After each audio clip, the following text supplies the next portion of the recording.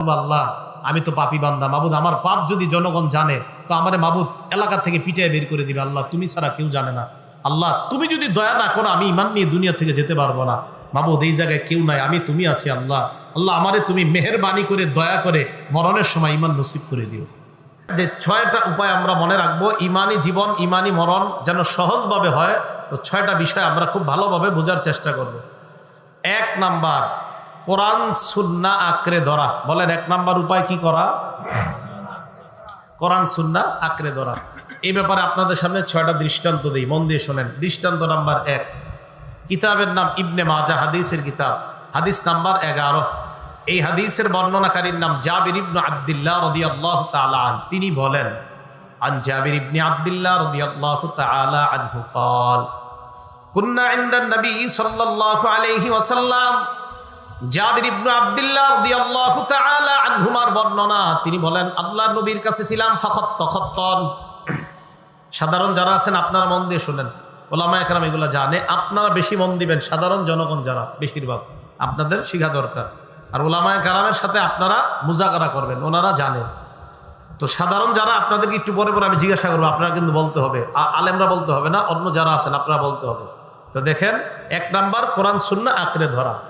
তো জাবির ইবনে আব্দুল্লাহ বলেন রাসূল সাল্লাল্লাহু আলাইহি সাল্লাম একটা দাগ দিলেন। দাগ দেওয়ার পর খত্তাইনি আন ইয়ামিনি, ডানে 2টা দাগ দিলেন। ও খত্তাইনি আন শিমালি, বামে 2টা দাগ দিলেন।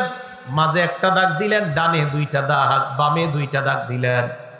দাগ দেওয়ার পর বললেন হাদা সাবিলুল্লাহি মুস্তাকিমা, হে আমার উম্মত তোমরা শুনে নাও। হাদিসের মধ্যে আসছে সুম্মা ওয়াদা ইয়াদাহু ফিল খাত্তিল আওসাত, মাঝখানের দাগের উপর হাতটা রাখলেন, রাখার পর বললেন এটাই হলো আল্লাহর সোজা রাস্তা, এটাই হলো সিরাতে মুস্তাকিম। একটা দাগ চাইটা। অন্য হাদিসে আছে যে আশেপাশে অনেকগুলা, অন্য হাদিসে আছে খুতুতন, আশেপাশে অনেকগুলা দাগ, প্রত্যেকটা দাগের উপর একটা শয়তান বসে আমাদেরকে ডাকে আসো আসো, আর মাঝখানের দাগে আল্লাহ ডাকে, এটাই হলো সোজা রাস্তা, আশেপাশের রাস্তাগুলা বাঁকা রাস্তা। আল্লাহ রসুল এই হাদিস বলার পর এই ওনার কথার সপক্ষে কোরআনের একটা আয়াত তেলাওয়াত করলেন। আল্লাহ রসুল তেলাওয়াত করলেন ওয়া আন্না হাযা সিরাতী মুস্তাকিমান ফাত্তাবিউ, এটাই হলো আমার রাস্তা, এই রাস্তা তোমরা অনুসরণ করো। ওয়ালা তাত্তাবিউস সুবুলা, আশেপাশের রাস্তাগুলো অনুসরণ করবা না।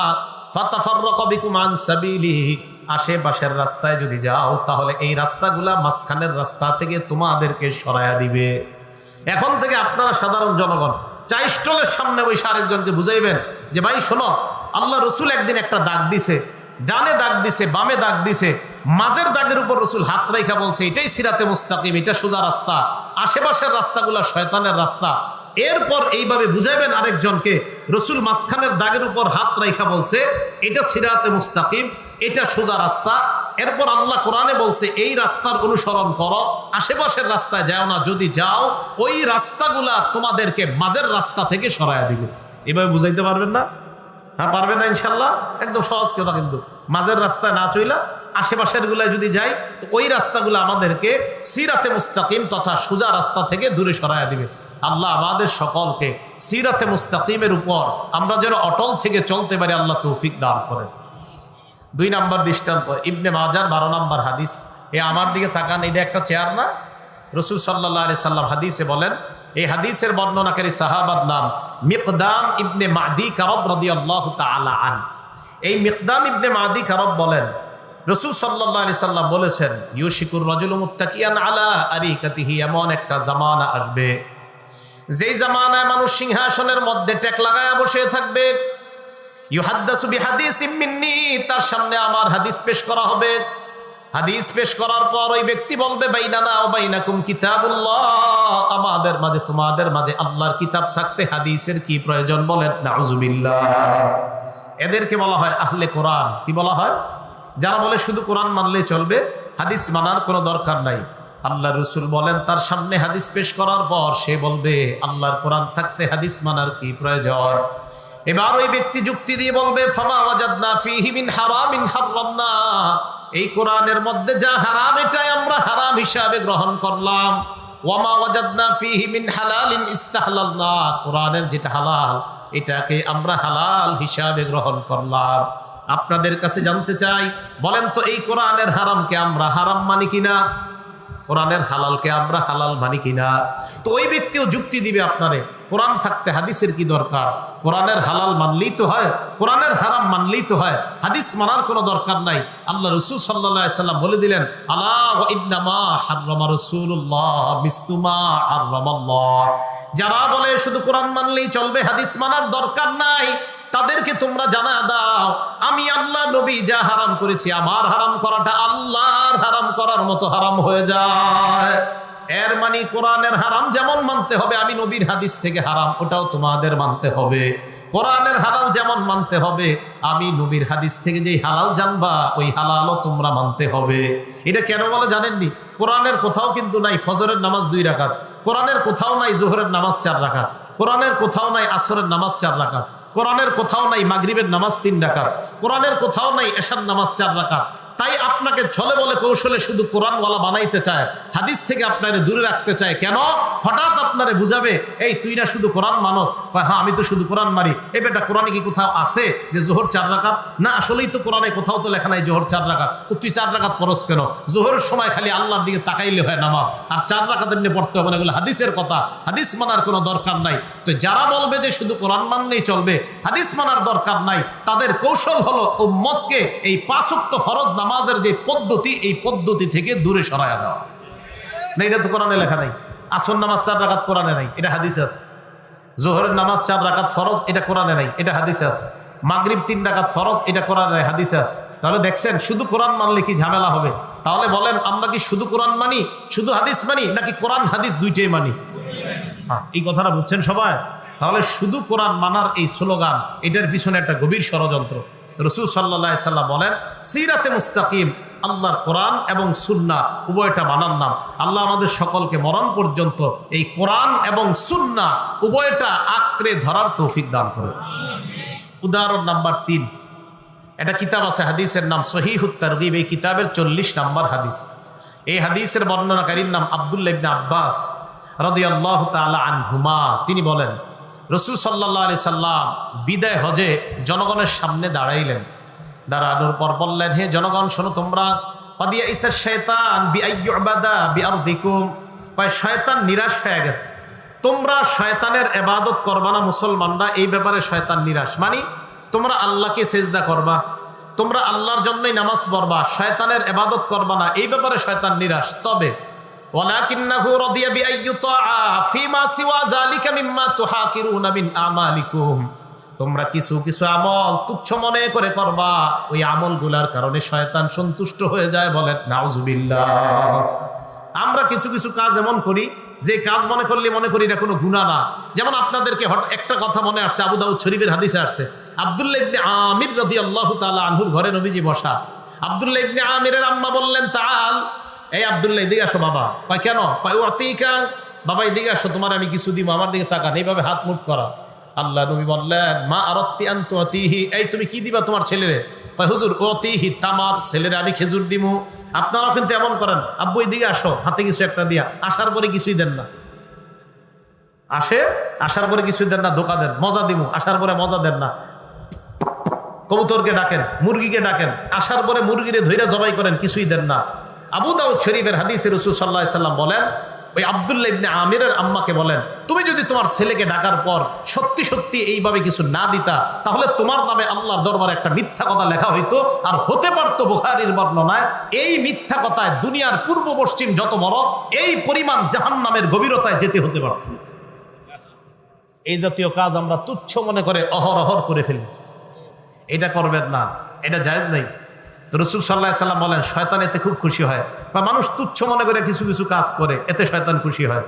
এবার রাসূল শেষে বলে, শোনো তোমরা, শয়তানরে যদি খুশি করতে না চাও আর আল্লাহরে যদি খুশি করতে চাও, তাহলে আমার কথা শোনো। কি? তারাকতু ফীকুম মা ইন ইয়াতাসামতুম বিহি। আমি তোমাদের কাছে 2টা জিনিস রেখে গেলাম, এই 2টা জিনিস যদি আঁকড়ে ধরো, ফালান তাদিল্লু আবাদা, তোমরা পথভ্রষ্ট হবে না। এক নাম্বার কিতাব আল্লাহ, আল্লাহর কোরআন, দুই নাম্বার সুন্নাত নবী, আল্লাহর রাসূলের সুন্নত। এই যে দেখেন আল্লাহর রাসূলের সুন্নতে পাইলাম কোন ব্যক্তিকে আপনি মজা দিমু বইলা সামনে ডাইকা যদি মজা না দেন আপনি ধোঁকাবাজ বলে সাব্যস্ত হয়ে যাবেন। আল্লাহ নবী বললেন শয়তানকে যদি খুশি করতে না চাও আমি তোমাদের কাছে দুইটা জিনিস রেখে গেলাম, কোরআন এবং সুন্নাহ।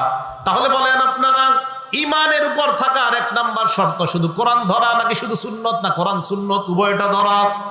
হ্যাঁ, কোরআন সুন্নত উভয়টা ধরা। আল্লাহ আমাদেরকে কথাগুলা বোঝার তৌফিক দান করেন। এখন কথা হলো সুন্নত কাকে বলে, খুব মন দিয়ে শোনেন। ক্বালা রাসূলুল্লাহ সাল্লাল্লাহু আলাইহি ওয়াসাল্লাম আলাইকুম বিসুন্নতি, তোমরা আমার সুন্নত আঁকড়ে ধরো, ওয়া সুন্নাতিল খুলাফাইর রাশিদিন আল মাহদিয়িন, আমার হেদায়েত প্রাপ্ত খুলাফায়ে রাশিদা সাহাবাদের সুন্নত তোমরা আঁকড়ে ধরো।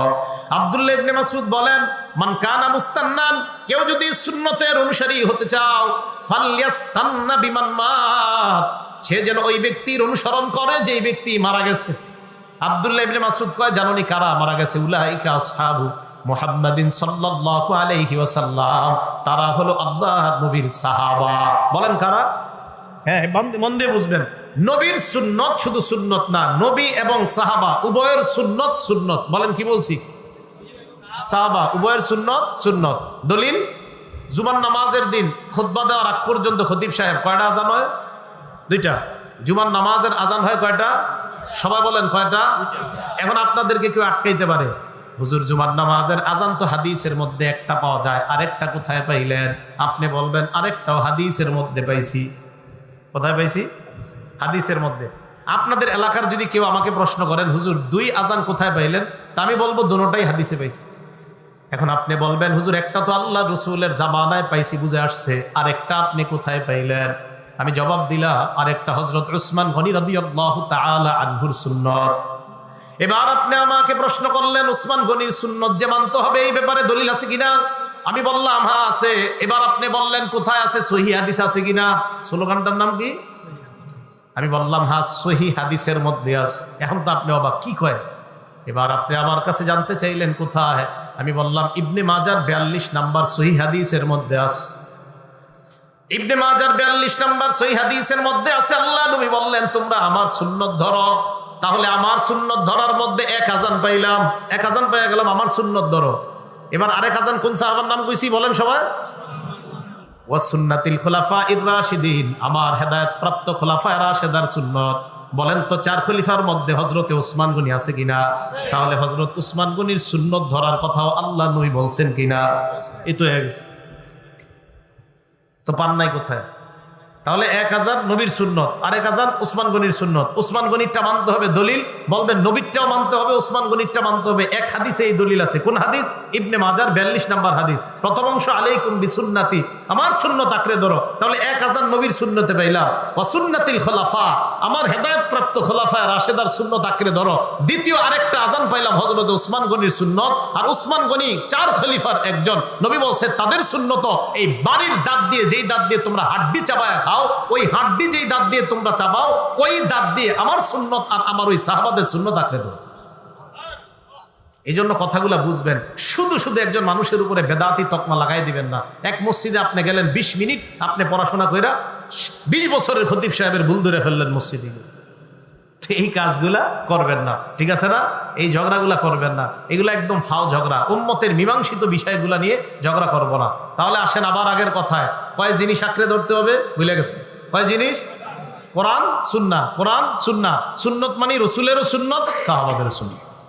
আল্লাহ আমাদেরকে বুঝে শুনে আমল করার তৌফিক দান করেন। বলেন তো ইমানের উপর থাকা আর ইমানের উপর মরার কয়টা উপায় বলবো আমরা?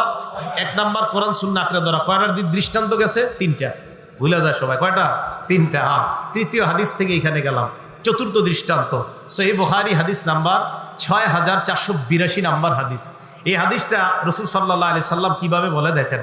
হযরত আবু মুসা রাদিয়াল্লাহু তাআলা আনহু বর্ণনা, তিনি বলেন ইন্না মাসালি ওয়া মাসালা মা বাআসানি আল্লাহু বিহি।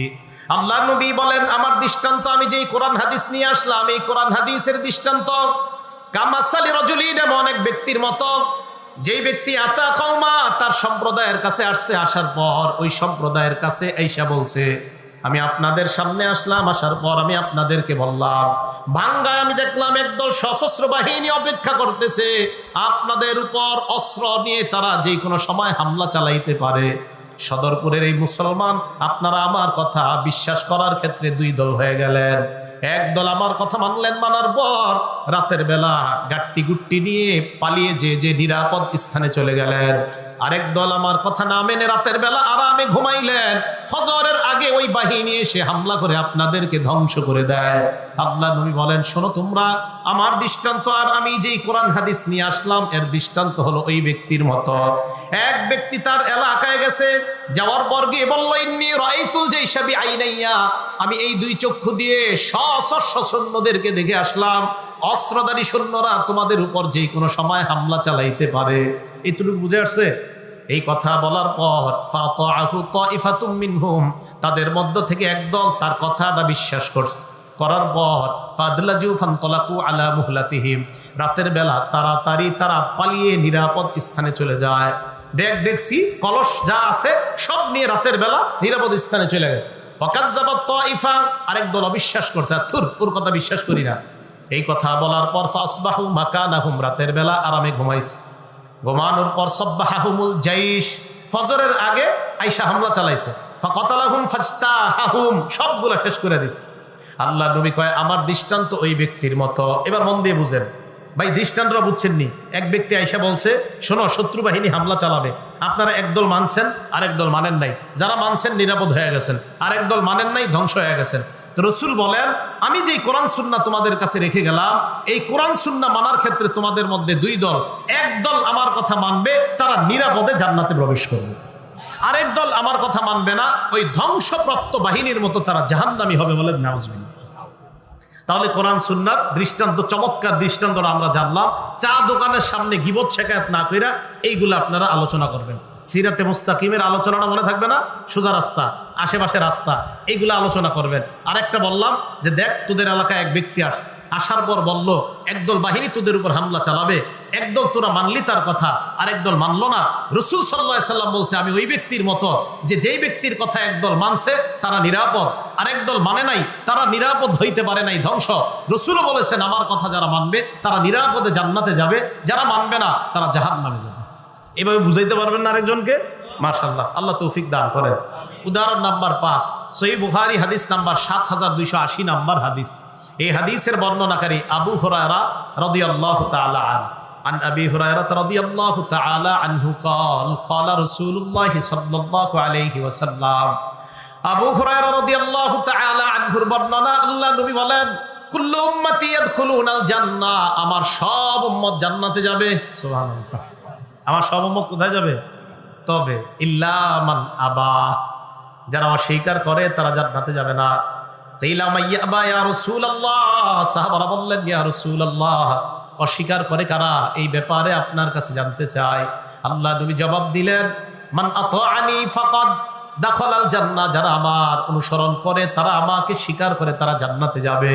ওমান আসানি ফাকাদ আবা, আর যারা আমার নাফরমানি করে তারাই হলো অস্বীকারীর দল। আল্লাহ আমাদের সকলকে অস্বীকারীর দল থেকে আমরা যেন বেঁচে থেকে আল্লাহ রসুলের আনুগত্যশীল উম্মত হওয়ার তৌফিক দান করেন। 6 নাম্বার দৃষ্টান্ত, সহিহ বুখারী হাদিস নাম্বার 7288 নাম্বার হাদিস। বিসমিল্লাহ।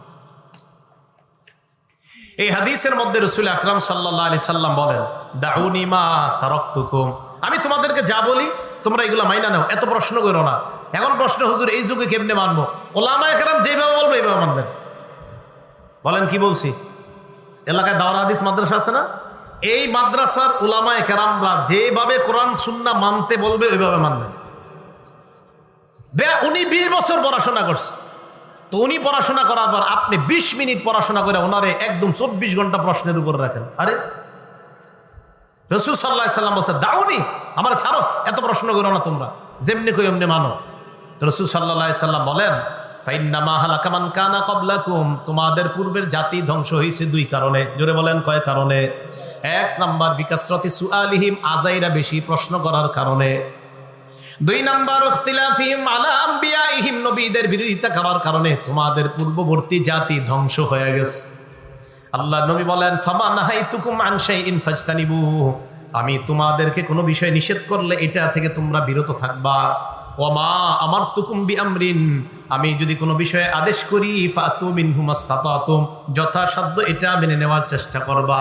তাহলে নবীর হুকুম মানি প্রশ্ন ছাড়া, নবীর নিষেধকে আমরা বর্জন করি প্রশ্ন ছাড়া। কথা মনে থাকবে তো সবার? এখন রসুলের হুকুম কিভাবে মানবো? নবীর ওয়ারিস ওলামা একরাম যারা কোরআন হাদিস পড়ছে ওনারা যেইভাবে বলবে ওইভাবে মানবেন। আপনাদের এলাকার আল্লামা আব্দুল গাফফার সাহেব থাকতে আপনারা আবার কার কাছে দৌড়ান? কথা মনে থাকবে সবার? তাহলে ওলামা একরাম যেইভাবে ব্যাখ্যা দিবে এইভাবে কোরআন সুন্নাহ। আল্লামা আব্দুল গাফফার সাহেব আপনাদের এদিকে কেমন দাম জানি না, ঢাকা শহর ওলামা একরাম হুমরি খেয়ে পড়ে ওনার কাছে, ওনার কোরআন হাদিস শোনার জন্য। একের পর এক খালি বলতেই থাকে, সব বলতেই থাকে। কি ফতুয়া শানি বলবেন আর কোন কিতাব বলবেন, একের পর এক চলছে, তো গাড়ি চলছে সামনে। তা আপনাদের এলাকার হাস্তি ওনারা। তাহলে কোরআন সুন্নাহ উলামায়ে কেরাম যেভাবে ব্যাখ্যা করবে আমরা মেনে নিব। বলেন তো ইমানের উপর থাকার উপায় কয়টা? 1 নাম্বার কোরআন সুন্নাহ মেনে নেওয়া। কিভাবে? ওলামাদের ব্যাখ্যা অনুযায়ী। আল্লাহ আমাদের সকলকে এই 1 নাম্বারটা মেনে ইমানের উপর থেকে ইমান নিয়ে যেন মরতে পারি, আল্লাহ তৌফিক দান করেন। 2 নাম্বার, আমি কিন্তু একটু পরে জিজ্ঞাসা করবো আপনাদেরকে 1, 2, 3 কি কি। 2 নাম্বার, নিয়মিত ভালো আমল কম হলেও নিয়মিত করা। মনে করেন আপনি দৈনিক 33 বার সুবহানাল্লাহ পড়েন, এটা একদিনও ছাড়বেন না। আপনার একটা অভ্যাস হলো আপনি প্রতিদিন 33 বার সুবহানাল্লাহ, 33 বার আলহামদুলিল্লাহ সালাত আদায় করার পর এগুলো পড়া, একদিনও আপনি এটা ছাড়বেন না। হঠাৎ আপনি ছেড়ে দিচ্ছেন না, এটা যেন না হয়, বরং আরো বাড়াবেন আমল, কমাবেন না। সহিহ বুখারী হাদিস নাম্বার 5861 নাম্বার হাদিস 5861। এই হাদিসের মধ্যে আসছে রাসূল আকরাম সাল্লাল্লাহু আলাইহি সাল্লাম বলেন, ইন্না আহাব্বাল আমাল ইলাল্লাহ, মন দিয়ে শোনেন, আল্লাহর কাছে সবচেয়ে প্রিয় আমল ওই আমল মা দামা ওয়া ইন কাল্লা, যেই আমলটা বান্দা নিয়মিত করে যদিও আমলটা কম হয়। একটা আমল যদিও কম কিন্তু বান্দা নিয়মিত করে, এই আমলটা আল্লাহর কাছে বেশি প্রিয়। কথাটা মনে থাকবে না ইনশাল্লাহ? তাহলে নিয়মিত আপনি মাশাআল্লাহ একটা আমল করেন। যেমন আপনার একটা অভ্যাস যে হুজুর আমি তো প্রত্যেকদিন বিছানায় বৈশা আমি 50 বার দুরূদ শরীফ পড়ি, এটা আপনার নিয়মিত অভ্যাস। হঠাৎ আপনি ছেড়ে দিয়েছেন, এরকম যেন না হয়। আপনি ডেলি পড়বেন, বরং পরের দিন আপনি 51 বার পড়বেন, পরের দিন 52। আমল বাড়াবেন, কমাবেন না। আল্লাহ আমাদের সকলকে বুঝার তৌফিক দান করেন। তাহলে বলেন ইমানের উপর থাকার, ইমান নিয়ে মরার কয় উপায়? 1 নাম্বার কোরআন সুন্নাহ আঁকড়ে ধরা। 2 নাম্বার আমল নিয়মিত করা যদিও কম হয়। 3 নাম্বার ভালো মানুষের সোহবতে যাওয়া। বলেন কি বলছি? হ্যাঁ, আল্লাহ ওয়ালাদের সোহবতে যাওয়া। বলেন আল্লাহ ওয়ালাদের সোহবতে যাওয়া। সূরা তাওবা আয়াত নাম্বার 119 নাম্বার আয়াত, আল্লাহ বলেন ইয়া আইয়ুহাল্লাযীনা আমানুত্তাকুল্লাহ, হে ঈমানদারগণ তোমরা আল্লাহকে ভয় করো। ওয়া কুনু মা'আস সাদিকিন, সত্যবাদীদের সাথে তোমরা থাকো। বুখারীর বর্ণনা 2101 নম্বর হাদিসে আল্লাহ নবী বলেন মাসালুল জালিসিস সালিহি ওয়াল জালিসিস সু, আপনার সন্তান দৈনিক কার সাথে উঠা বসা করে? আল্লাহ নবী কয় ভালো করে তোমরা শুনে নাও, সৎসঙ্গ আর অসৎ সঙ্গের দৃষ্টান্ত আল্লাহ নবী বলেন কাসাহিবিল মিসকি ওয়াকিরিল হাদ্দাদ, সৎসঙ্গের দৃষ্টান্ত হলো আতর বিক্রেতার মতো, অসৎ সঙ্গের দৃষ্টান্ত হলো কামারের মতো। জোরে বলেন সৎসঙ্গের দৃষ্টান্ত কার মতো? আতর বিক্রেতা। অসৎ সঙ্গের দৃষ্টান্ত কার মতো? কামারের মতো। আপনার সন্তানটা কার সাথে নিয়মিত উঠা বসা করে ভালো করে তদারকি করেন। আল্লাহ নবী কয় তুমি যদি আতর বিক্রেতার কাছে যাও 2টা লাভ হবে তোমার, হয়তো 2টার একটা লাভ হবেই তোমার। 1 নাম্বার ইম্মা আনতাশতারিয়া, হয়তো তুমি তার কাছ থেকে আতর কিনবা, হয়তো আতর কিনবা। আর যদি তোমার আতর কেনার টাকা না থাকে আও তাজিদু মিনহু রিহান তাইয়্যিবা, তার কাছ থেকে তুমি ফ্রি ফ্রি গ্রান পাইবা। আতর বিক্রেতার কাছে গেলে হয়তো আতর কিনবেন, আতর যদি কিনার টাকা না থাকে ফিরি ফিরি আতরের গ্রান পাইবেন। তা বলেন আতর দোকানের সামনে গেলে কি কোনো লস আছে নাকি লাভ? হ্যাঁ, সৎ সঙ্গের কাছে যদি যান কোনো লস নাই। সৎ মানুষ যদি নাও হতে পারেন, কিভাবে সৎ মানুষ হওয়া যায় অন্তত এটা জানতে পারবেন। ভাই কথাগুলো মনে থাকবে। এবার অসৎ সঙ্গের দৃষ্টান্ত নবীজি বলেন, অসৎ সঙ্গের দৃষ্টান্ত হলো কামারের মতো। কামারের দোকানের সামনে যদি তুমি যাও ইম্মা ইউহরিকু বাদানাক, হয়তো তার দোকানের সামনে গেলে তোমার শরীরটা জ্বালিয়ে দিবে। আও সাওবাক, অথবা তোমার কাপড় জ্বালায় দিবে। না হুজুর আমার কাপড়ও জ্বালায় না, আমার শরীরও পুরায় না। আল্লাহ নবী কয় তাজিদু মিনহু রিহান খাবিসা, অন্তত ফিরি ফিরি দুর্গন্ধ তার দোকান থেকে পাইবা, ফিরি ফিরি দুর্গন্ধ পাইবা। তাহলে আতর বিক্রেতার দোকানের কাছে গেলে সহিহ বুখারীর 2101 নম্বর হাদিস, রাসূল বলেন হয়তো আতর কিনবা আর তোমার পকেটে টাকা নাই, ফিরি ফিরি আতরে ঘ্রাণ পাইবা, তার মানে ওখানে গেলে লস নাই। কামারের দোকানের সামনে যাইবা, হয়তো জামা নষ্ট হবে, না হয় শরীর নষ্ট হবে। না হুজুর, আমার জামাও নষ্ট হয় না, শরীরও নষ্ট হয় না। রাসূল কয় তো কি হয়েছে, দুর্গন্ধ তো পাইবা। খারাপ মানুষের সাথে উঠা বসা করলে আস্তে আস্তে তার দুর্গন্ধ আপনার মাঝে আস্তে আস্তে আপনি খারাপ হয়ে যাবেন। আল্লাহ আমাদের সকলকে সৎসঙ্গ অবলম্বন করার তৌফিক দান করেন। আবু দাউদ শরীফের একটা হাদিস শোনেন, হাদিস নাম্বার 4833 নম্বর হাদিস, 4833, 4833। এই হাদিসের মধ্যে রাসূল আকরাম সাল্লাল্লাহু আলাইহি সাল্লাম বলেন, আন্নাসু আলা দীনি খলিলি, মানুষ তার বন্ধুর রীতিনীতির অনুসারী হয়।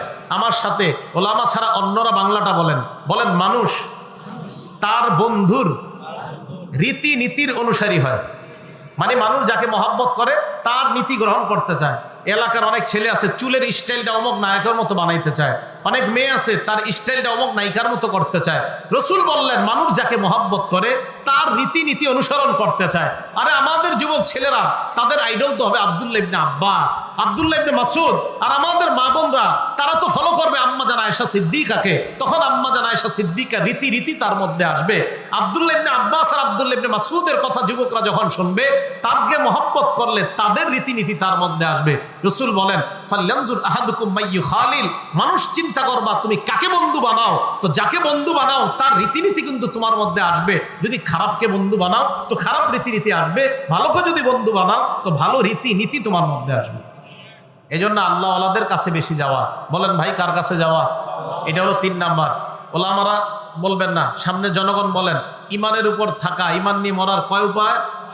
1 নাম্বার কোরআন সুন্নাহ আঁকড়ে ধরা, 2 নাম্বার ভালো আমল ডেলি করা যদিও সেটা কম হয়, 3 নাম্বার মাশাআল্লাহ আল্লাহ ওয়ালাদের সোহবতে যাওয়া, 4 নাম্বার ইমান তাজা করা। বলেন কি বলছি?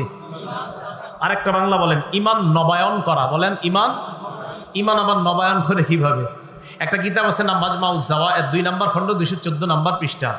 আন আবি হুরায়রা রাদিয়াল্লাহু তাআলা আনহু قال قال رسول الله صلى الله عليه وسلم, আবু হুরায়রা রাদিয়াল্লাহু তাআলা আনহুর বর্ণনা, আল্লাহ নবী বলেন জাদ্দিদু ঈমানাকুম, তোমরা তোমাদের ঈমান নবায়ন করো। সাহাবারা বললেন কাইফা নুজাদ্দিদু ঈমানানা ইয়া রাসূলুল্লাহ, ঈমান নবায়ন করব কিভাবে হুজুর আমাদেরকে বলে দেন। আল্লাহ নবী বললেন আকসিরু কাওলা লা ইলাহা ইল্লাল্লাহ, লা ইলাহা ইল্লাল্লাহর আলোচনা বেশি বেশি করবা, তোমাদের ঈমান আল্লাহ তাজা বানায়া দিবেন। তাহলে এটা কিভাবে হবে? এই মাহফিলে আসবেন, স্থায়ী মজলিসে বসবেন। ওলামাদের মাঝে মাঝে স্থায়ী মজলিস হয় এদিকে। আমি জানি আল্লামা আব্দুল গাফফার সাহেব হুজুরের অনেক মজলিস হয়ে পারে, হজরতের মজলিসগুলোতে যাবেন। আমি এদিকের হুজুরে আসলে এদিকে আসি না, তো হুজুরের নামটা আমরা বেশি জানি কেন? হুজুর ঢাকা শহরে আপনাদের এদিকের মধ্যে খুব প্রসিদ্ধ। আর ওইদিকে গোহারডাঙ্গার আল্লামা রুহুল আমিন সাহেব হুজুর আছেন, আর এদিকে আছেন আপনাদের খুলনার নুরুল আমিন সাহেব, আল্লামা নুরুল আমিন সাহেব। ওনাদের নামগুলো আমাদের ঢাকায় বেশি প্রসিদ্ধ, ওনারা ঢাকা যাতায়াত বেশি, তাই ওনাদের নামগুলা। এর মানে অন্য আলেমদেরকে আমি ছোট করতেছি না, মাশাআল্লাহ এদিকে অনেক বড় বড় ওলামায়ে কেরাম। তো বলছি যেই আলেমরাই কোনো মজলিস কায়েম করে তাদের মজলিসে যাবেন। তো এখানে গেলে কি হবে? আপনার ঈমান তাজা হবে, ঈমান তাজা হবে। অথবা হালকায় জিকির হয় যেইগুলাতে, ওখানে যাবেন। তাবলীগের তালিমের মজলিসে বসবেন, গাছতের মজলিসগুলোতে আপনারা শরীক হবেন, ঈমান তাজা হবে। 5 নাম্বারটা বলবো? আচ্ছা, 5 নাম্বার মেসওয়াক করা। 5 নাম্বার কি করা? মেসওয়াক করা। হুজুর ছাড়া অন্য কারা আজকে মেসওয়াক করছেন? বল। মাশাআল্লাহ, 1 জন, 2 জন, 3 জন, 4 জন, আলহামদুলিল্লাহ, আল্লাহ বাঁচাইছে। ওই দিন বিশাল বড় এক মজলিসে আমি বলছি আলেম ছাড়া অন্য কারা কারা মেসওয়াক করছেন? একজনও হাত তোলে না, এত কষ্ট লাগছে। এখন আপনাদের এই ছোট জায়গায় 5-6 জন হাত তুলছে, খুব ভালো লাগছে, বলেন আলহামদুলিল্লাহ। 5 নাম্বার মেসওয়াক করা। চিন্তা করা যায় মেসওয়াক করাটাও ইমানের উপর থাকা, ইমান নিয়ে মরার আলামত। সুবহানাল্লাহ। মেসওয়াকের ব্যাপারে কয়েকটা কথা শুনেন। 1 নাম্বার, মেসওয়াকের ব্যাপারে আল্লাহ রসুলকে হুকুম করা হয়েছে। এই ব্যাপারে 2টি দৃষ্টান্ত দিয়ে আপনাদের সামনে। 1 নাম্বার সহিহুল জামে হাদিসের কিতাব, হাদিস নাম্বার 1375 নাম্বার হাদিস। এই হাদিসের বর্ণনাকারী রসুলের সাহাবা আনাস রাদিয়াল্লাহু তাআলা আন আনাস রাদিয়াল্লাহু তাআলা আনহু قال قال رسول الله صلى الله عليه وسلم, আনাস রাদিয়াল্লাহু তাআলা আনহুর বর্ণনা, আল্লাহ নবী বলেন উমিরতু বিসসিওয়াক, মেসওয়াকের ব্যাপারে আমাকে এত হুকুম করা হয়েছে, হাত্তা খশিতু আন আদরাদা, আমি ভয় পেয়ে গেলাম না জানি মেসওয়াক করতে করতে আমার দাঁতগুলা পড়ে যায়। রসুল বলেন আল্লাহর পক্ষ থেকে জিবরাইল আমার এত বেশি বলছে মেসওয়াক করতে, আমি ভয় পেয়ে গেছি না জানি মেসওয়াক করতে করতে আমার দাঁতগুলা পড়ে যায়। তাহলে বোঝেন গুরুত্ব কি কম না বেশি? বেশি। আরেকটা দৃষ্টান্ত সহিহুল জামে 1376 নাম্বার পরের হাদিসটা, হাদিসের বর্ণনাকারী সাহাবার নাম ওয়াসিলা ইবনুল আসফা রাদিয়াল্লাহু তাআলা আন। তিনি বলেন ক্বালা রাসূলুল্লাহ সাল্লাল্লাহু আলাইহি ওয়াসাল্লাম, আল্লাহর নবী বলেন উমিরতু বিসওয়াক, মেসওয়াকের আদেশ আমাকে এমন ভাবে করা হয়েছে হাত্তা খশিতু আইয়ুক্তাবা আলাইয়া, আমি ভয় পেয়ে গেলাম না জানি মেসওয়াক আমার উপর ফরজ করে দেওয়া হয়। নামাজ যেমন ফরজ, আল্লাহ আমার মেসওয়াক এত বেশি করতে বলছে, আমি ভয় পেয়ে গেলাম না জানি মেসওয়াক করা আমার উপর ফরজ করে দেয়। তাহলে ভাই আমি এবার আপনাদের কাছে জানতে চাই কথাগুলো বলার, কালকে কাদের কাছে মেসওয়াক থাকবে? ইনশাল্লাহ সবার মেসওয়াক করবেন তো ইনশাল্লাহ? হাত নামান। সহিহ বুখারী হাদিস নাম্বার 887 নাম্বার হাদিস। এই হাদিসে রাসূল আকরাম সাল্লাল্লাহু আলাইহি সাল্লাম বলেন লাউলা আন আশুক্কা আলা উম্মতি আও আলান নাস লামারতুহুম বিসওয়াকি মা কুল্লি সালাত, আমি যদি আমার উম্মতের জন্য কষ্টকর মনে না করতাম তাহলে উম্মতকে প্রত্যেক পাঁচ ওয়াক্ত নামাজের আগে আমি মেসওয়াক করা আবশ্যক করে দিতাম। উম্মতের কষ্ট হবে তাই আমি আবশ্যক করি নাই। হযরত আবু মুসা রাদিয়াল্লাহু তাআলা আনহু বলেন নবীজি শুধু মেসওয়াক নামাজের আগে করতেন এমন না, অধিকাংশ সবাই মেসওয়াক করতেন। সুবহানাল্লাহ। নাসাই শরীফ একদম খুললেই, নাসাই শরীফ একদম প্রথম পৃষ্ঠা খুললেই 3 নাম্বার হাদিস, এই হাদিসের মধ্যে আসছে আবু মুসা রাদিয়াল্লাহু তাআলা আনহু বলেন দাখালতু আলা রাসূলিল্লাহি সাল্লাল্লাহু আলাইহি ওয়াসাল্লাম, আল্লাহর নবীর কাছে আমি গেলাম, ওহু ইস্তান্নু, আল্লাহর নবী মেসওয়াক করতেছিলেন, ওয়া তারাফুস সিওয়াক আলা লিসানি, দেখেন কি কয়, আমি দেখলাম মেসওয়াকের একটা অংশ আলা লিসানি, রাসূলের জিহ্বায়, ওয়া হুয়া ইয়াকুলু আ আ, রাসূল আ আ করতেছিলেন। সুবহানাল্লাহ। আর দেখেন আমি তো আটা সুন্দর হয় না আমার, নিশ্চিত আমার রাসূলেরটা খুব সুন্দর ছিল, আমারটা সুন্দর হয়নি, আসলেই সুন্দর হয় নাই। তো এই সাহাবা বলেন আমি দেখলাম ওহু ইয়াকুলু আ আ, হাদিস এরকম শব্দ আছে আ আ, আইন আলিফ আইন আলিফ আ আ আসছে। তো আমি দেখলাম রাসূল মেসওয়াক এইভাবে রেখে আ আ করতেছে। তো আমি আপনাদেরকে বললাম আমার নবীরটা নিশ্চিত অনেক সুন্দর ছিলেন, স্বপ্নে দেখলে বোঝা যাইতো কেমন সুন্দর। এই রাসূল সাল্লাল্লাহু আলাইহি ওয়াসাল্লাম অধিকাংশ সময় মেসওয়াক করতেন। ভাই সবাই মেসওয়াক করেন, আল্লাহ সবাইকে এই মেসওয়াকের আমল, এই আমল আপনাকে ঈমান নিয়ে মৃত্যুবরণ করতে সাহায্য করবে ইনশাআল্লাহ। করবো তো ইনশাল্লাহ। মা বোনদেরকেও বলবেন মেসওয়াক করতে, বাচ্চা ছোট ছেলে মেয়ে সকলকে মেসওয়াক মুখী বানায় দেন, ইনশাল্লাহ ঘরেও বরকত হবে। বুখারী শরীফের 888 নাম্বার হাদিস, এই হাদিসের মধ্যে রাসূল আকরাম সাল্লাল্লাহু আলাইহি সাল্লাম বলেন, কি বলে দেখেন, আমার দিকে তাকান, এই আপনারা যথেষ্ট কইছি এরকম বলি না আমরা, আপনারা আর কত গমু এরকম শব্দ বলি বাংলা। রাসূল সাল্লাল্লাহু আলাইহি সাল্লাম বলেন আকসারতু আলাইকুম বিসওয়াক, আমার উম্মত মেসওয়াকের ব্যাপারে আমি তোমাদেরকে যথেষ্ট বলছি, আমি তোমাদেরকে মেসওয়াকের ব্যাপারে যথেষ্ট বলছি, এরপর আপনারা করেন না। আজকে মাত্র 4 জন হাত তুলছেন। আল্লাহ সকলকে মেসওয়াক মুখী বানায় দেন। রাসূল সাল্লাল্লাহু আলাইহি সাল্লামের হাদিস থেকে জানা যায়, সহিহুল জামে একটা কিতাব 3153 নাম্বার হাদিস 3153, এই হাদিসে আসছে প্রত্যেকটা মুসলমানের 3টা কর্তব্য। বলেন কয়টা? 3টা। হাক্কু কুল্লি মুসলিমিন, প্রত্যেকটা মুসলমানের 3 কর্তব্য। 1 আস-সিওয়াক, মেসওয়াক করা। 2 নাম্বার গুসলু ইয়াউমিল জুমআ, জুমার দিন গোসল করা। 3 নাম্বার আইয়া মাসসা মিন তিবি আহলিহি, সুগন্ধি ব্যবহার করা। এক হাদিসের মধ্যে আসছে আম্মা জান আয়েশা সিদ্দিকা রাদিয়াল্লাহু তাআলা আনহার বর্ণনা, নাসাই শরীফের 5040 নাম্বার হাদিস। আম্মা জান আয়েশা বলেন আশারুম মিনাল ফিতরা, রাসূল সাল্লাল্লাহু আলাইহি সাল্লাম বলেন 10টা বিষয় আছে যেই 10টা মানুষের স্বভাব। বলেন কি স্বভাব? কয়টা বিষয়? এখন দেখেন তো এই স্বভাবগুলো আপনাদের আছে কিনা। আমরা মিথ্যা কথা আমাদের দ্বারা হয় কিনা, বলেন হয় কিনা? অথচ এটা মানুষের স্বভাব না, মিথ্যা কথা না বলাটা, কিন্তু মানুষ বলে। আমরা সত্য কথা অনেকে কম বলি, অথচ সত্য বলাই মুসলমানের স্বভাব হওয়া উচিত ছিল। এবার রাসূল বলেন 10টা বিষয় মানুষের স্বভাব, এরপরে মানুষ পালন করে না। এবার দেখেন কি কি। 1 নাম্বার কসসুশ শারিবি, মুছ ছোট রাখা, এটা মুসলমানের স্বভাব। 2 নাম্বার কসসুল আসফার, নখ ছোট রাখা, মুসলমানের স্বভাব। 3 নাম্বার কসতুল বারাজিমি, অঙ্গ প্রত্যঙ্গ গুলা ধৌত করা, এটা মুসলমানের স্বভাব। 4 নাম্বারটা বলবো কিনা, যদি সবাই সামনে যারা আছেন অনুমতি দিলে বলি। আসলে কমু ইয়াফা উল্লিহিয়া, দাড়ি লম্বা করা, মুসলমানের স্বভাব। মনটা খারাপ হয়ে গেছে অনেকের না, দাড়ি লম্বা করা এটাই স্বভাব। মুসলমান দাড়ি খাটো করবে মানে আপনার ইয়া করে ফেলবে, এটা তো হতেই পারে না। মুসলমান দাড়ি রাখবে, এটাই তো তার স্বভাব।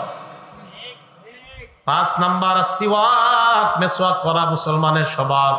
6 নাম্বার আল ইস্তিনশাক, নাকে পানি দেওয়া মুসলমানের স্বভাব, বা নাকে ময়লা থাকে আর মুসলমান নাকে পানি দিবে, এটাই তার স্বভাব। 7 নাম্বার নাতফুলিপ্তি, মুসলমান বগলের পশম উপরে ফেলা মুসলমানের স্বভাব। 8 নাম্বার হালকুল আনা, নাবির নিচের পশম উপরে ফেলা, এটা মুসলমানের স্বভাব। 9 নাম্বার ইন্তিকাসুল মা, ঢিলা কুলুপ ব্যবহার করার পর পানি দ্বারা ইস্তেঞ্জা করা, অতিরিক্ত পরিষ্কার করা, এটা মুসলমানের স্বভাব। শুধু টিস্যু নিবেন এমন না, টিস্যু নেওয়ার পর পানিও নিবেন, এটা মুসলমানের স্বভাব। 10 নাম্বারটা ভুলে গেছি, বলেন সবাই বাংলাটা বলেন, বলেন আপনারা বলেন বাংলাটা, সবাই বলেন 10 নাম্বারটা। আরে এই হাদিসের যিনি বর্ণনাকারী মুসাব, উনি বলছে কয় 10 নাম্বারটা ভুলে গেছি। হাদিসের বর্ণনাকারী মুসাব উনি বলেন নাসিতুল আশিরা, 10 নাম্বারটা ভুলে গেছি। এবার বাংলাটা বলেন, তবে আমার মনে হয় 10 নাম্বার হলো কুলি করা। এটা আবার উনি বলছে 10 নাম্বারটা ভুলে গেছি, ওই বর্ণনাকারী বলতেছে আমার মনে হয় 10 নাম্বারটা হলো কুলি করা। তা আমিও হাদিস ওইভাবে বললাম, উনি বলছে আমি 10 ভুলে গেছি, এরপরে উনি বলছে 10 নাম্বারটা মনে হয় কুলি করা, তাই আমিও বললাম 10 নাম্বারটা মনে হয় কুলি করা। ভাই মনে থাকবে তো, হাদিস যেইভাবে ঠিক ওইভাবে বললাম। তো 10টা বিষয় মুসলমানের স্বভাব, এর মধ্যে একটা হলো মেসওয়াক করা, একটা হলো কি করা, মেসওয়াক করা। মেসওয়াক করবো তো ইনশাল্লাহ। এবার আজীব একটা হাদিস আপনাদের শেষ শোনাই, নাসাই শরীফের 8 নাম্বার হাদিস, মন দিয়ে শুনেন। আম্মাজান আয়েশা সিদ্দিকা রাদিয়াল্লাহু তাআলা আনহাকে দেখি আজকে থেকে এই সুন্নতটা কারা কারা পালন করেন। জিলাপি আর সিন্নির সুন্নত তো অনেক পালন করেন, আজকে থেকে দেখা যাবে আশেকে রাসূল কারা প্রকৃত। আর আপনাদের এই পারে আশেকে রাসূল খুব বেশি। তো রাসূল আকরাম সাল্লাল্লাহু আলাইহি সাল্লাম ওনার বিবি আম্মাজান আয়েশা সিদ্দিকা রাদিয়াল্লাহু তাআলা আনহাকে একজন প্রশ্ন করলেন, আম্মাজান বিআইয়ি শাইইন ইয়াবদাউন নাবিয়্যু সাল্লাল্লাহু আলাইহি ওয়াসাল্লাম ইযা দাখালাল বাইত। আম্মাজান আয়েশা সিদ্দিকাকে প্রশ্ন করলেন, আম্মাজান আল্লাহর নবী যখন বাহির থেকে মসজিদে আসতেন সর্বপ্রথম কি কাজ শুরু করতেন? আম্মাজান জবাব দেয়, ক্বালাত বিসওয়াক, নবী বাহির থেকে ঘরে আসার পর সর্বপ্রথম মেসওয়াক করতেন। এটা কোনো কথা? ঘরে আসছে মেসওয়াক, সর্বপ্রথম ঘরে এসে মেসওয়াক। তাহলে আল্লাহ রাসূল সাল্লাল্লাহু আলাইহি সাল্লামের এই আমলটা দেখি কারা কারা করতে পারেন। সত্যি নবীর সাথে গোপন প্রেম তৈরি হবে আপনার। এই সুন্নতগুলো পালন করেন, নবীর সাথে গোপন মহব্বত তৈরি হবে। এরকম আশিকের রাসূল পাইবেন না আপনারা, যারা ঘরে ঢুকে এটা করতে পারে। হ্যাঁ, জিলাপি দেওয়া হবে মসজিদে আসর নামাজের পর, তখন দেখবেন আশিকের রাসূলের অভাব নাই। কিন্তু এই সুন্নত পালন করতে বলবেন, তখন মুষ্টিময় কয়েকজন মানুষ মহব্বতের পাওয়া যাবে। হ্যাঁ, আমার নবী বাহির থেকে ঘরে আইসা সর্বপ্রথম মেসওয়াক করতেন, বাস আমিও ঘরে আইসা মেসওয়াক করব। 7 নাম্বার পারবো না ইনশাআল্লাহ। এরপরে দেখেন বুখারী শরীফের 245 নাম্বার হাদিস। এই হাদিসের বর্ণনাকারী হুযায়ফা রাদিয়াল্লাহু তাআলা উনি বলেন, কানা রাসূলুল্লাহ সাল্লাল্লাহু আলাইহি ওয়াসাল্লাম ইযা কামা মিনাল লাইল ইয়াশুসু ফাহু বিসওয়াক। নবী যখন রাতের বেলা তাহাজ্জুদ পড়তে উঠতেন, মেসওয়াকের মাধ্যমে দাঁতগুলার পরিচ্ছন্নতা আল্লাহ রাসূল বাড়ায়া নিতেন। আমি অনুবাদটা কি করলাম? পরিচ্ছন্নতা বাড়াইতেন। ইয়াশুসু মানে পরিচ্ছন্ন করতেন। আমার নবীর দাঁত এমনি পরিষ্কার, তাই বললাম পরিচ্ছন্নতা আরো বাড়াইতেন। সুবহানাল্লাহ। রাসূল সাল্লাল্লাহু আলাইহি সাল্লাম তাহাজ্জুদ নামাজ পড়তেন 2 রাকাত, পড়ার পর আবার মেসওয়াক করতেন। ইবনে মাজাহ 288 নাম্বার হাদিস, আব্দুল্লাহ ইবনে আব্বাসের বর্ণনা। উনি বলেন রাসূল রাতের বেলা ইসল্লি রাকাতাইন 2 রাকাত নামাজ পড়তেন। তা আমরা 2 রাকাত 4 রাকাত নামাজ পড়লে একটু চা খাই, বাইরে যাই যে একটু চা টা খাই, পানি টানি খাই। রাসূল কি করতেন? সুম্মা ইয়ানসারিফু ফায়াস্তাক, আল্লাহ রাসূল একটু এইদিকে যায় মেসওয়াক করতেন। তাহলে ভাই এটা আজীব এক আমল। এবার হযরত আলী কি বলে দেখেন, বলেন তো আমরা কোরআন পড়ি কি দিয়ে? মুখ দিয়ে। বলেন কোরআন পড়ি কি দিয়ে? মুখ দিয়ে। এ আমার দিকে তাকান। আউযু বিল্লাহি মিনাশ শাইতানির রাজীম, বিসমিল্লাহির রহমানির রহিম। ওয়া ইয ক্বালা রাব্বুকা লিল মালাইকাতি ইন্নী জাইলুন ফিল আরদি খলিফা। কি দিয়ে বললাম? কোরআন। ইবনে মাজাহ 291 নাম্বার হাদিসের বর্ণনা, হযরত আলী বলেন, ইন্না আফওয়াহাকুম তুরুকুন লিল কুরআন, তোমাদের এই মুখগুলা হলো কোরআনের রাস্তা। ফাতাইয়িবুহা বিসওয়াক, কোরআনের রাস্তাটা মেসওয়াকের মাধ্যমে পবিত্র বানাও। তোমাদের মুখ কোরআনের রাস্তা, এই রাস্তা মেসওয়াক দিয়ে পবিত্র বানাও। এবার আরেকটা বর্ণনা শুনেন, কিতাবের নাম আল জামিউস সগীর, আল্লামা সুয়ুতির লেখা, 775 নাম্বার হাদিস। এই হাদিসে রাসূল বলেন, যখন তোমরা নামাজে দাঁড়াও, একটু আগে কোন নামাজ পড়ছি আমরা? এশা। আগামীকাল কোন নামাজ পড়বো ইনশাআল্লাহ? ফজর। এই ফজরের সুন্নত তো আমরা নিজেরা পড়বো, আর ইমাম সাহেবের বিশেষ জামাতে আমরা নামাজ আদায় করবো। রাসূল বলেন, তোমরা যখন নামাজে কেরাত পড়ো, ওয়াদা মালাকুন ফাহু আলা ফিহি, আল্লাহু আকবার, একজন ফেরেশতা তার মুখটা তোমার মুখের সাথে লাগায়, লা ইয়াখরুজু মিন ফামিহি শাই ইল্লা দাখালা ফামাল মালাক, তোমার মুখ থেকে যা বের হয় ফেরেশতার মুখ দিয়ে তার পেটে ঢুকে। আমি আপনি নামাজে কেরাত পড়লে কার মুখ দিয়ে পেটে ঢুকে? ফেরেশতা। রাসূল কয়, এই উম্মত তোমার কি একটু শরম করে না? ফেরেশতার মুখ দিয়া তোমার মুখ থেকে কোরআন বের হয়ে তার মুখে ঢুকে, তো তোমার মুখটা যেন পরিষ্কার থাকে। তো রাসূল বললেন, যখন নামাজে দাঁড়াও ফালইস্তাক, তখন মেসওয়াক করে নামাজে দাঁড়াও। মনে থাকবেন ইনশাআল্লাহ। নাসাই শরীফের 5 নম্বর হাদিস, রাসূল সাল্লাল্লাহু আলাইহি সাল্লাম বলেন, আসসিওয়াকু মাতহারাতুল লিল ফাম, মেসওয়াক হলো পবিত্রতার উপায়, আমার দাতুল লির রব, আল্লাহরে খুশি করার উপায় হলো মেসওয়াক করা। আল্লাহরে কারা কারা খুশি করতে চাই? ইনশাআল্লাহ মেসওয়াক করবেন তো? এই এলাকার উলামায়ে কেরাম আপনারা সাক্ষী থাকেন, সবাই ওয়াদা করছে মেসওয়াক কিনবে। আপনারা প্রত্যেক মসজিদে যারা আছেন মুসল্লিদেরকে জোর দিয়ে এই আমলটা করাবেন ইনশাআল্লাহ। আব্দুল্লাহ ইবনে ওমর, রাসূল সাল্লাল্লাহু আলাইহি ওয়াসাল্লাম সাহাবা, এটা জামিউস সগীরের হাদিস, আপনার 6901 নম্বর হাদিস, 6901 6901 এই হাদিসে আসছে, কানা ইবনে ওমর লা ইয়ানামু ইল্লা ওয়াসসিওয়াকু ইনদা রাসি। আব্দুল্লাহ ইবনে ওমর যখন ঘুমাইতেন মেসওয়াক মাথার কাছে রাখতেন, ঘুম ভাঙতো ইস্তাকা, মেসওয়াক করতেন, আবার ঘুমাইতেন, ফাইদাস্তাইকাযা, আবার ঘুম ভাঙতো ইস্তাকা, মেসওয়াক করতেন, আবার ঘুমায় যাইতেন, আবার ঘুম ভাঙতো, মেসওয়াক করতেন। ভাই আমি বুঝাইতে পারতেছি না ওনারা কি বুঝছে মেসওয়াকে, আর আমি কেন আপনাদেরকে বুঝাইতে পারতেছি না। তো সাহাবায়ে কেরাম বুঝছে। রাসূল সাল্লাল্লাহু আলাইহি সাল্লামের এই একটা সুন্নাহ, ঈমান নিয়ে যদি মরতে চান, ঈমান নিয়ে বাঁচতে চান, 5 নাম্বার উপায় মেসওয়াক করা। আলেমরা চুপ, অন্যরা বলেন 1 নাম্বার, 2 নাম্বার ভালো আমল ডেলি করা, যদিও কম হয়, 3 নাম্বার ভালো আল্লাহ আল্লাহদের সোহবতে যাওয়া, 4 নাম্বার ঈমান নবায়ন করা, 5 নাম্বার মেসওয়াক করা, 6 নাম্বার গোপনে দোয়া করা। বলেন কি বলছি? দোয়া করা। ইমাম সাহেব নামাজ পড়াইছে, উনি চলে গেছে বাসায়, মুসল্লিরাও চলে গেছে, আপনি মসজিদে একা বসে রয়েছেন, মসজিদের কোনায় কেউ নাই আশেপাশে, হালকা আলো জ্বলতেছে মসজিদের মধ্যে, আপনার মেয়েটার 2-3 বছর বিয়ে হয় না, অনেক চেষ্টা করতেছেন, ঘটক ধরছেন, কাজ হয় না। আল্লাহরে বলেন, আল্লাহ, সূরা আরফের 55 নম্বর আয়াতে আসছে, উদু রব্বাকুম তাদাররুআ ওয়া খুফিয়া, আল্লাহরে অনুনয় বিনয় কাকুতি মিনতি সহকারে গোপনে ডাকো। সুবহানাল্লাহ। আল্লাহরে বলেন, আল্লাহ অনেক ঘটক ধরছি, কাজ হয় না মাবুদ, এই জায়গায় ইমাম সাহেব, মুয়াজ্জিন সাহেব, মুসল্লি কেউ নাই, আল্লাহ আমি আর তুমি আছি। গোপনে আল্লাহরে বলেন, দেখবেন ওই টাইমে যে চোখের পানি কি পরিমাণ আপনার আসবে আপনি কল্পনা করতে পারবেন না। এই গোপনে আল্লাহর কাছে কথাগুলা বলেন, ইনশাল্লাহ দেখবেন আল্লাহ খুব দ্রুত ব্যবস্থা করে দিবেন। তাহলে 6 নাম্বার গোপনে দোয়া করা। তো গোপনে দোয়াতে বলবো, আল্লাহ আমি তো পাপী বান্দা, মাবুদ আমার পাপ যদি জনগণ জানে তো আমারে মাবুদ এলাকা থেকে পিটিয়ে বের করে দিবে, আল্লাহ তুমি ছাড়া কেউ জানে না, আল্লাহ তুমি যদি দয়া না করো আমি ঈমান নিয়ে দুনিয়া থেকে যেতে পারবো না, মাবুদ এই জায়গায় কেউ নাই, আমি তুমি আছি, আল্লাহ আল্লাহ আমারে তুমি মেহেরবানি করে দয়া করে মরণের সময় ঈমান নসিব করে দিও। এই 6টা উপায় মনে থাকবেন ইনশাআল্লাহ। আল্লাহ পাক রব্বুল আলামিন এই 6টি যে উপায় বললাম, এই উপায়গুলো অবলম্বন করে 1 নাম্বার কোরআন সুন্নাহ আঁকড়ে ধরা, 2 নাম্বার নিয়মিত ভালো আমল করা যদিও কম হয়, 3 নাম্বার আল্লাহ ওয়ালাদের সোহবত, আলেমদের সোহবতে বেশি বেশি যাওয়া, 4 নাম্বার ঈমান নবায়ন করা, 5 নাম্বার মেসওয়াক করা, 6 নাম্বার গোপনে আল্লাহর কাছে দোয়া করা। আল্লাহ পাক রব্বুল আলামিন আমাদের সকলকে, আমি সহ সবাই যেন কথাগুলা পালন করতে পারি, আমল করতে পারি, ঈমান নিয়ে কবরে যে আমরা সবাই যেন জান্নাতে আবার দেখা করতে পারি, আল্লাহ তৌফিক দান করেন। আমিন ওয়া আখিরু দাওয়ানা আলহামদুলিল্লাহি রাব্বিল আলামিন।